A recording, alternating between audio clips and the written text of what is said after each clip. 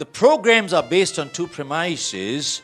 One, we don't have business problems, we have people problems. And when we take care of our people problems, most of our business problems are automatically resolved. And two, whenever a person says, I cannot do this, they're really saying two things. One, either I don't know how to do it or I don't want to do it. Now, if they're saying, I don't know how to do it, that's a technical training education issue. But if they're saying, I don't want to do it, they're really saying two things. One, either I don't care to do it, that's an attitude issue, or I feel strongly enough not to do it, that's a values issue. And these are the two issues that we address, and we find a greater percentage of problems in most organizations across the world fall into these two categories. Folks, and we've asked this one question to most decision makers: if there was one thing you'd like to see changed that would make your organization more productive, what would it be? And guess what they came back with? One word: attitude. If our people had a better attitude, we'd have a better teamwork, quality and bottom line would go up. Think about it, folks. How come under the same set of circumstances some people break records while others break themselves? And two, everybody wants to climb up the ladder to success only to find that the ladder is leaning against the wrong building. So what we're saying is success is important, but without fulfillment, it's empty. That's like good looks without goodness. They become irritating after some time. So we got to have substance over form, not just form over substance. Many sales training and customer service programs teach people how to shake hands, how to say please, how to say thank you, how to smile. Folks, don't get me wrong. The pleases, thank you, smiles are important. But the question is,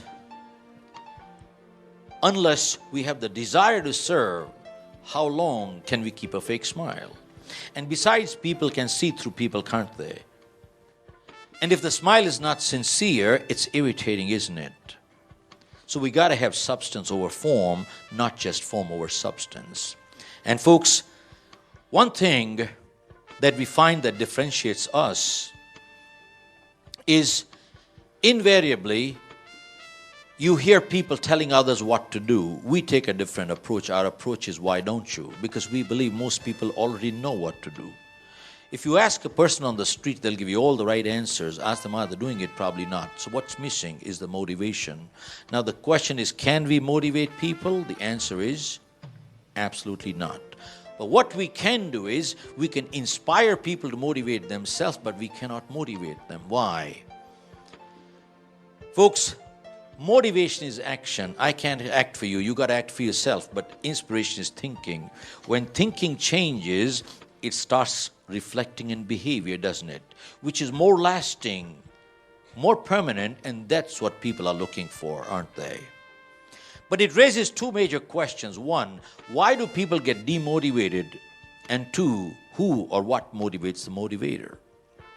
Till we understand what motivates the motivator, we can never get on autopilot. And unless we get on autopilot, how long do we expect others to push us from outside? It doesn't work. And then we get into issues on communication.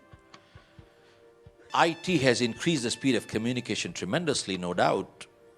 But unless people know how to and what to communicate, they'll only miscommunicate a lot faster, won't they? And you know the cost of miscommunication faster? It's horrendous. And then we get into issues on self-esteem. What is self-esteem? Self-esteem is the way we feel about ourselves. When we feel good, the world looks nice, productivity goes up, and relationships are a lot better, aren't they? And the reverse is just as true. And self-esteem is inversely related to egos. Have you seen people with egos like I know it all? What do? They talk down to people, don't they? They put down others, don't they? And every decision they make is more to satisfy ego than makes sense. Folks, think about it. Why does a human being put down another human being? It is sadistic but true. There are some people who feel good when the other person feels bad. They feel superior when the other person feels inferior, which means they don't want to lift themselves up, but they want to pull others down. It's very sadistic, but true. It happens, doesn't it? And there's a second kind of ego, which is fragile ego. Anything you say, I take it personally, I get hurt. And folks, we talk of teamwork. What do both these egos do to teamwork? They just destroy it. And we find most of the challenges in families, organizations, and societies are major self-esteem issues.